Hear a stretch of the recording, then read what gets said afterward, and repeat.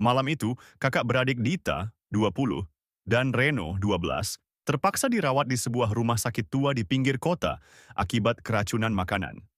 Mereka ditempatkan di bangsal I, ruangan paling belakang, jauh dari ruang perawat.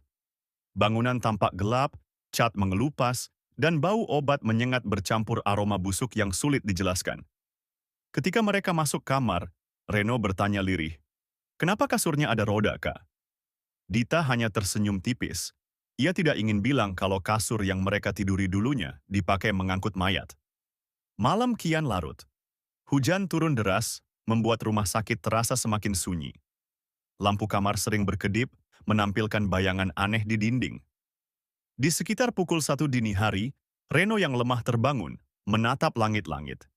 Ia mendengar bunyi roda berdecit, pelan tapi jelas, seperti dorongan kereta mayat dari arah lorong. "Dita, kamu dengar nggak?" bisiknya. Dita membuka mata. Suara itu semakin dekat, disusul bau busuk menyengat, seperti daging membusuk bercampur formalin. Tiba-tiba, pintu logam kamar berderit, perlahan terbuka. Udara dingin menyeruak masuk. Di balik pintu, tampak sebuah ranjang beroda bergerak sendiri, perlahan masuk ke kamar. Ranjang itu berhenti tepat di tengah ruangan, lalu perlahan menurunkan kain putih yang menutupinya. Di bawah kain, terlihat mayat berkulit abu, matanya terbuka, memandang kosong ke arah mereka. Reno ingin menjerit, namun suaranya tak keluar.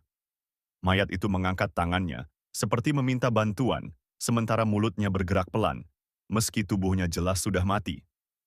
"Kembalikan kami ke dingin, jangan taruh kami di ranjang hidup." Dita menarik Reno ke sudut ruangan, tapi di belakang mereka muncul sosok lain. Perawat tua, wajah pucat, dengan pakaian berlumuran noda. Tangannya mendorong ranjang kosong, bergerak ke arah mereka. Dengan suara serak, perawat itu bergumam, "Bangsal ini untuk yang sudah mati, bukan untuk kalian." Ranjang yang tadi bergerak sendiri menabrak tembok, kain putihnya jatuh, mengungkap bekas jahitan autopsi yang terbuka dan mengeluarkan cairan hitam. Tiba-tiba lampu padam. Gelap total. Dalam gelap, terdengar suara ratusan langkah pelan, seperti orang berjalan tanpa alas kaki, mendekat dari setiap sudut. Bisikan menyusul. "1, 2, kami butuh 2 tubuh baru." Dita dan Reno lari keluar kamar. Namun lorong dipenuhi sosok pasien pucat yang merangkak, sebagian tanpa wajah, sebagian dengan tubuh rusak, mengikuti mereka sambil mengisyaratkan tangan memanggil. Mereka berhamburan sampai lobi tanpa menoleh ke belakang. Pagi harinya, perawat jaga menemukan pintu bangsal E terbuka lebar, ranjang-ranjang berantakan, dan bekas seretan panjang di lantai, seperti sesuatu yang diseret keluar kamar. Petugas keamanan hanya berkata lirih ketika mendengar cerita mereka. Bangsal E itu bukan bangsal. Itu bekas kamar mayat yang ruangan dinginnya rusak. Sejak tidak dipakai, sesuatu di sana tidak mau sendirian.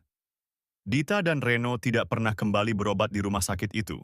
Tapi setiap malam, Reno sering terbangun karena mimpi tentang bunyi roda berdecit mendekat ke tempat tidurnya. Dan ternyata rumah sakit itu bekas kamar